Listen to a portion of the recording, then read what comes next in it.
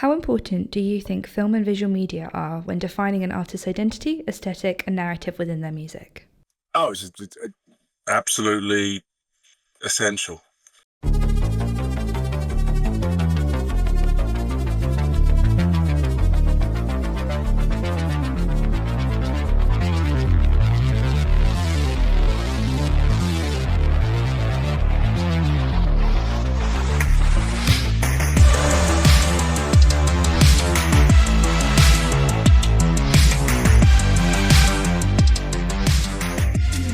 My role within record companies, certainly one of my roles was getting the record made. You spend maybe £100,000 and 6 months writing, recording, getting it all right, a tremendous amount of effort going into it.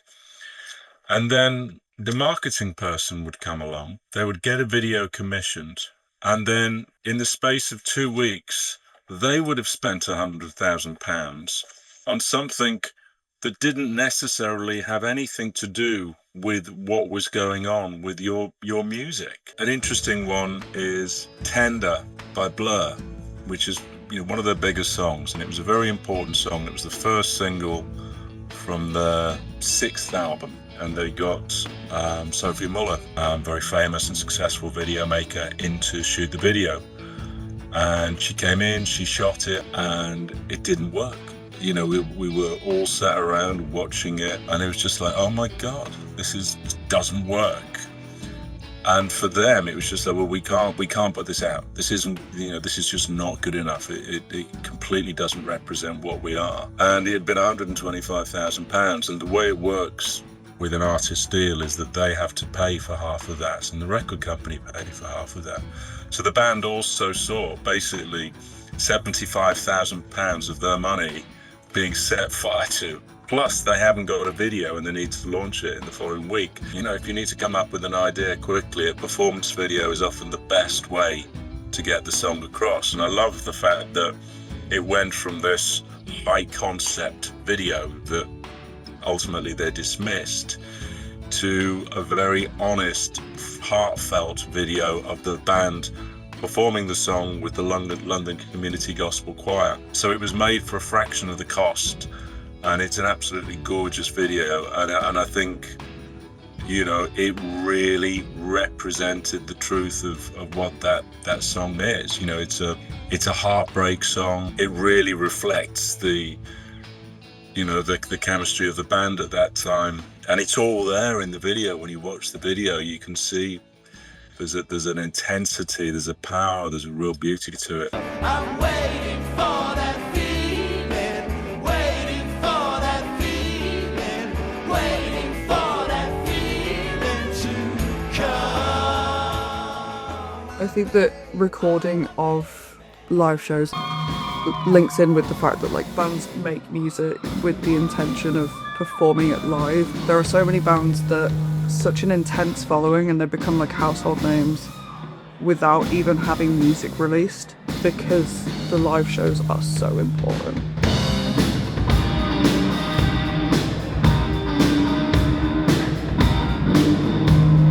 So, without further ado, we are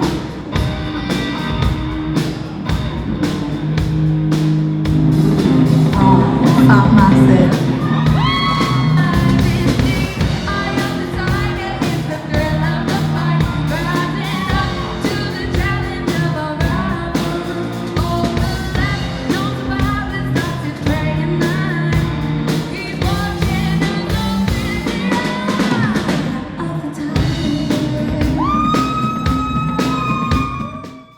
I'm Alice. Yeah, I'm Rohan. I'm Cameron.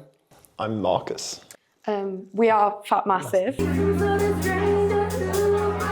terms of the kind of music that we do, we play sort of rock and pop and sort of blues, soul type music. We write some of our own stuff. Obviously, as a student band, we don't have a full-on media team or anything. But I think that makes it a bit more a mutual connection between you and your friends, because you're not trying to be anything you're not.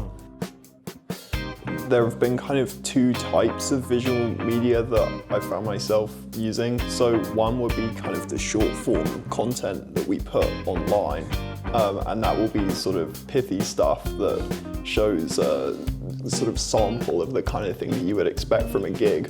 And then on the other end of the spectrum, there's maybe videos of entire gigs or whole songs or something like that. And so I think there's been quite a range of types of visual media that have gone into the way that we've kind of archived the band. There's the sort of public stuff that is meant to be exciting, and then there's the stuff that we actually hold a bit more privately, which is for us to remember what we've done together. Like off the bat, it would just be like Instagram posts have helped us like get gigs, if we're being honest. Yeah. And like as we've built up that rapport as being like more established in Birmingham, I'd say we get like more like DMs straight to us requesting it. I'd say. Like, sort of through our social media, sort of spreading word of mouth. That's how we have started having people sort of reach out to us, which is quite cool. I remember in first year when we first got an offer to have photos taken of us by someone with a proper camera, and it's not just like our mates with their iPhones, like, and that was so exciting. Honestly, I think a lot of it is the community that we ourselves have formed at uni, just being full of creative people and people that care and taking photos, and I think that's kind of built up a lot of our social media presence and our own little keepsakes, which is really special. And we had a video that was actually made for us because it was sort of composed of footage of us playing in a bar, and it was loud, the audio quality wasn't good, none of it was particularly clean. But that goes with the kind of record of our sound that we have. Our visual media actually really complements the sound that we've developed. 1, 2, 3, 4. Double 3, 5, 5. Oh, girl, when I'm not in jam, get me tired of holding flame. Tired of you on my last side.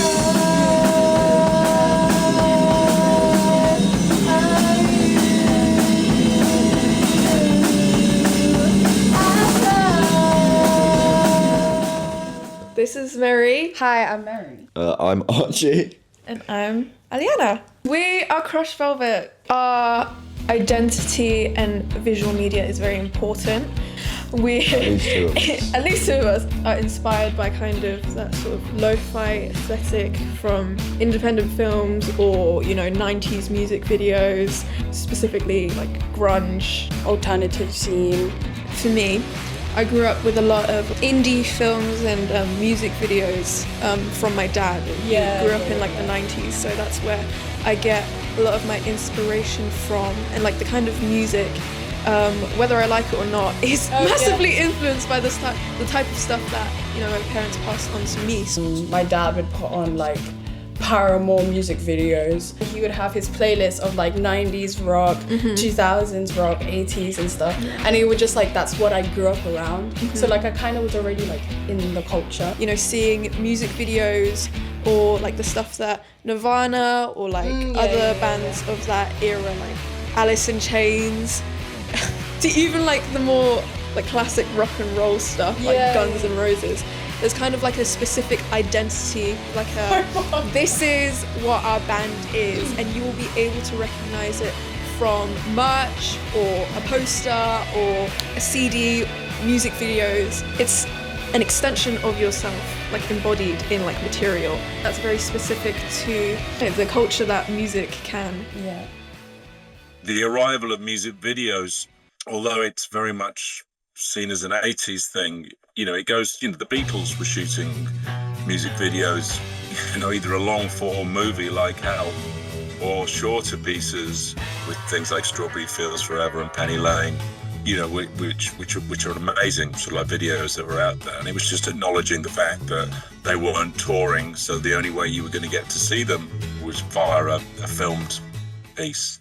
And then as Top of the Pops came along in the late 60s, early 70s, which was the BBC weekly music programme, you'd have people performing live in the studio, but then there'd be certain artists that they couldn't get in the studio, so they'd send it in a piece of film music. And something like, say, Queen's Bohemian Rhapsody, the video for that, I think was a very dramatic, surreal, theatrical video, and that definitely helped build the power of the song. That MTV comes along, suddenly you have a music channel. It was absolutely huge, and those artists that could really harness the power of a music video exploded in the 1980s on the back of MTV. And initially it was very much the kind of white guitar-based rock bands that harnessed it, but very quickly the pop format, pop artists really realised the power of it. And what was really important was the way that a black artist like Michael Jackson used it. MTV was, I feel, but they were certainly discriminating heavily against black music in the early days of the station. And it was really important for black music to have Michael Jackson's Thriller blast through.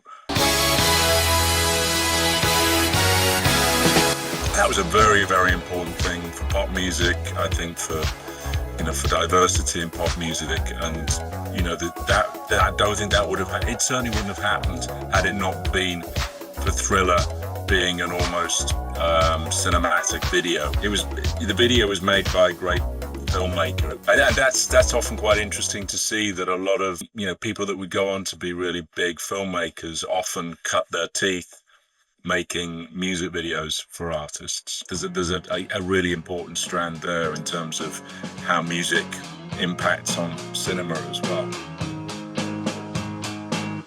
We like to sort of revisit older forms of like print culture, like posters, the kind of posters that Physical they had. copies. Yeah, physical media. Like we really are obsessed with like CDs and stuff. Yeah. So in a world that's becoming more digitized and less like tangible, I think the feel of something more like textured, made physically but with hands. Like I love CDs, and like when you get the art in CDs, like yeah, we already use all our own art as well. Yeah, it's kind of like the songs itself and the lyrics, and then our own like illustrations and drawings. DIY. And then also like implementing that in music videos or live performance, sort of cohesively.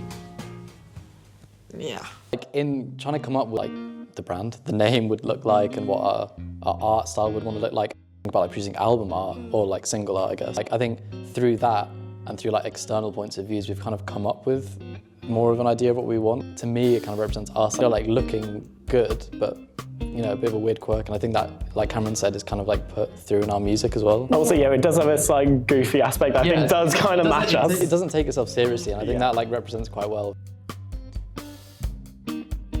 With the song itself, and it's about representing the audio in a visual medium. And I think the way that that's presented in the cover art, in our logo, in our Spotify, is really accurate and one-on-one. I don't know how you guys feel about that, but it is that kind of like slightly goofy, silly, but sick kind of aesthetic.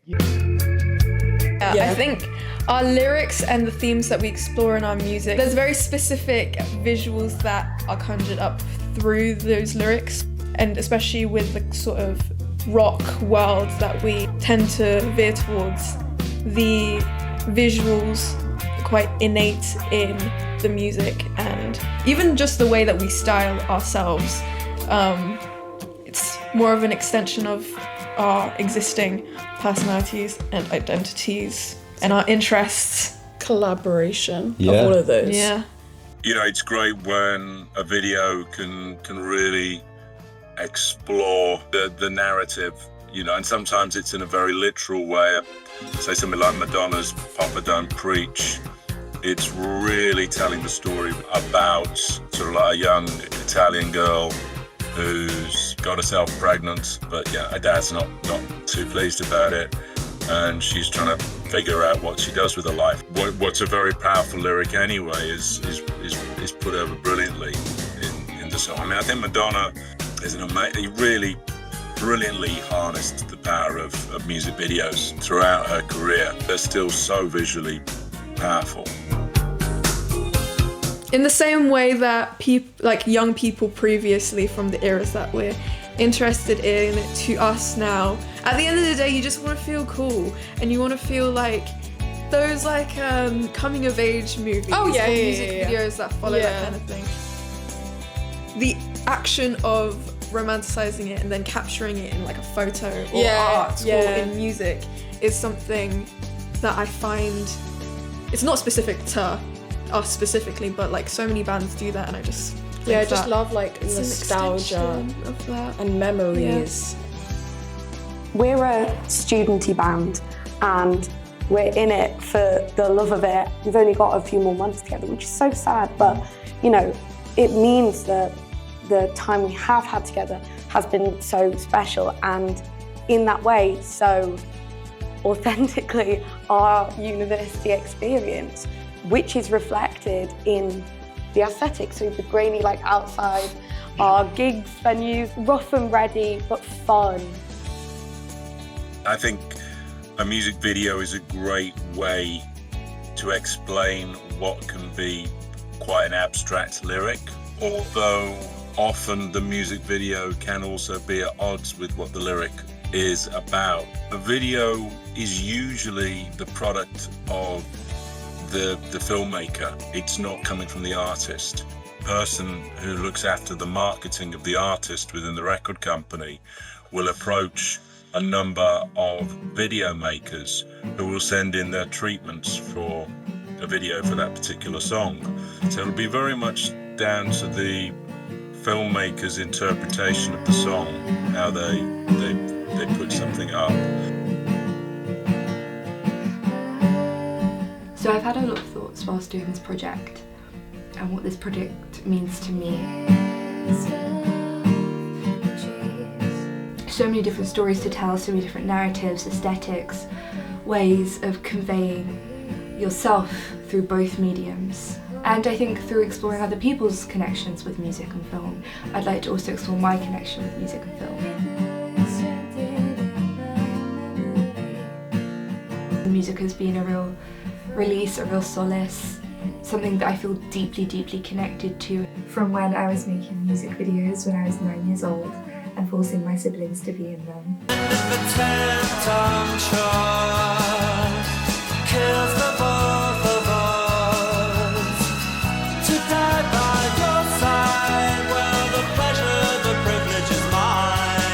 I can see the song and I can see how the music video would be shot.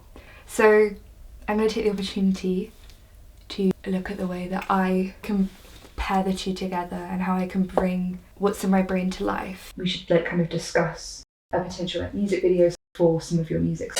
Very much 90s grunge inspired in my head. So an intentional lo-fi quality, because that's kind of our whole thing. And use different cameras to get the different aesthetics we desire. If you have fisheye lens, someone's singing in the background rah, rah, rah, that illustration's over there. I feel Dark, deep dark colour palette, yeah.